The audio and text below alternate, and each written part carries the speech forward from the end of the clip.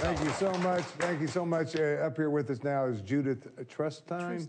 Trustone. Okay, I want to be sure to get that right. Yeah. So I follow Kevin's. I got an excuse. I can't really see these, so I just hold them up so it looks like I'm reading. I see. Yeah, Judith. I met you a couple. I guess it's been about a month ago now, and just curiosity caught me because you do something unique. When I say write books, what's Sage? First of all, let's talk about Sage. Sage Writers is an organization that I began back in '99. We're actually 10 years old, to basically publish books by prisoners, to give a voice to the voiceless, and to try to wake up America to what's going on with our prison industrial complex. Right. And I started out with one book, and then eventually, in the last 10 years, I've actually worked with 2,000 writers in prison around the country. Yeah, and you've got them all writing books, and now is it about the prison system, or is it? Some are.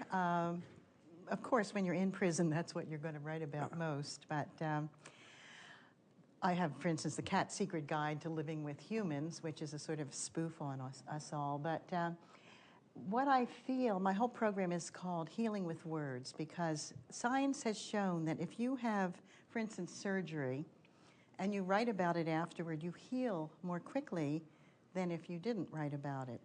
So, and the one thing that prisoners do have is pencil and paper. And so I've encouraged the writing. And time. Yeah, and plenty of time, yeah. Sure. Yeah.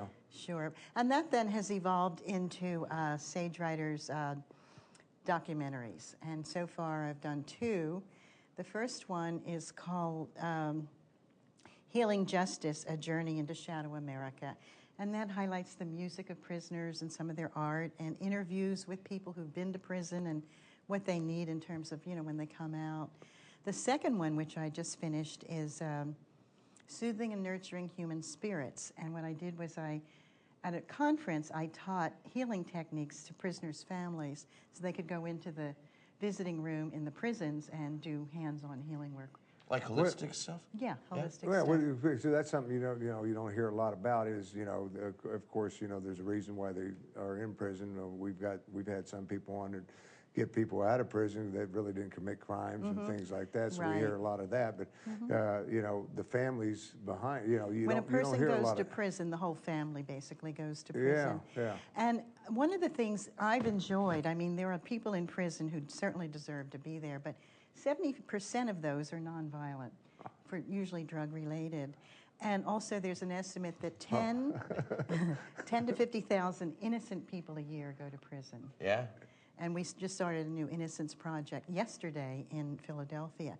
The thing that's most exciting, though, is that with prisoners of conscience, and those are prisoners who are really concerned about not only what goes on in prison, but what's going on out here in terms of the violence in the streets. So Sage Writers partnered with a group of prisoners at Graterford Prison in Pennsylvania to create kindness cards. And these say, kindness is the antidote to violence. Have the courage to be gentle. Pass this on. Commit yourself to acts of compassion and kindness to defeat global hatred and violence. Together we can heal violence. We have given out 40,000 of these kindness cards, 3 schools in Philly, some churches, sporting events, and they are now in Paris, Jamaica, St. Croix, prisoners group in St. Croix wrote to have some. Wow. Prisoners group in Kansas City and in Memphis when I was there for a conference. I gave one to Harry Belafonte and one to Danny Glover. In fact, we got Harry Belafonte on the documentary. Nice. So this is kind of, having come from 15 years of working in prisons and coming to the conclusion about how impenetrable the whole system is. Because we're hearing a lot, today, that's one of the big subjects that's on the market. You got these guys coming out of prison, right, and they really don't have anywhere to turn. It's a jobless market, as you say. Now they've got the strikes against them when they're going out to it. And they've learned to be violent when they're in prison. I mean, that's the thing. Nonviolent people go there, and they learn violence, and they come out. I believe everyone coming out of prison, including the staff, has post-traumatic stress disorder. Now you've got you've got quite a few books up here that you brought up. There's, I guess, 12 been published now. Yes. And, you know, out of all of them, which one do you like? I mean, outside of your own. I don't want you to pick your own there. Well, I Go think, ahead. I think the one I like the best is Selling America's Soul, Torture and Transformation in Our Prisons, and Why We Should Care About What Goes On in Prisons. And the thing about this and the documentaries is I put a dollar amount on each person involved. Like, for instance, this guy, who's the first prisoner in America to earn his bachelor's, master's, and PhD while behind bars, 34 years so far, because in Pennsylvania, life means life without ever being considered for parole. If he had been, you know, done his thing in Jersey or anywhere else, he would have been out years ago. But anyway, he's Sage Writer's inside director, and is afterward by Sister Helen Prejean. And so now you've taken them and you get these guys to write them, and then you take them and you actually edit them and publish them. And I do the covers too. Right. I don't always know what I'm doing, but I do it anyway. Right. But the most exciting thing here is we have started a global kindness revolution. The idea being we need a revolution to combat the violence and the guns and the war and what I call toxic masculinity that seems to have our culture in its grip.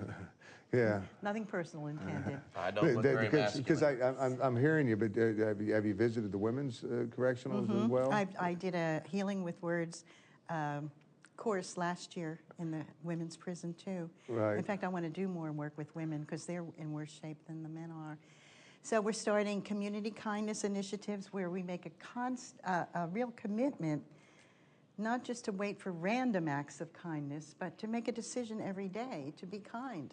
And what happens when you're kind is that your serotonin levels, your happy hormones, rise from doing kindness, the person receiving the kindness, and those observing and even reading about kindness. So, Makes you feel good. It just makes you feel good, and it's good for your health. Now you and can find it's out. free. Yeah, you have a website out there that Yes. folks can go to. What's that? It's www.sagewriters, SAGEWRITERS.org. And it's that simple, and you can find the books there as well. I guess you can find And the books. DVDs, the and the books. kindness cards. Yeah, you can find it all right there. That's right. And keep up the good work, Judith. I think you're doing a heck of a job Thank out there, you. you know, and getting involved. And that's what more people need to do is just get involved. Right. We need to care more about what goes on. And my fear is that because we accept what's going on in prisons without question, it diminishes us all spiritually. Yeah, It and really you does. see those people doing this. You've done a couple documentaries, so you know what this means. It means we got to say goodbye. Okay, thank you for coming. Thanks for it was a having pleasure me. having you. All right, Thanks. stay with us. We're going to come right back. We're going to talk about you like good food. Yes. I'm telling you, We it just does. discovered a great Japanese restaurant. Yeah, it doesn't get any better than Meals from the Masters. We're going to talk about that when we come back. So stay with us. Be right back right after this. To find out more about the Tim Kroll Show and other positive promotion productions, then log on to our website at www.posprotv.com.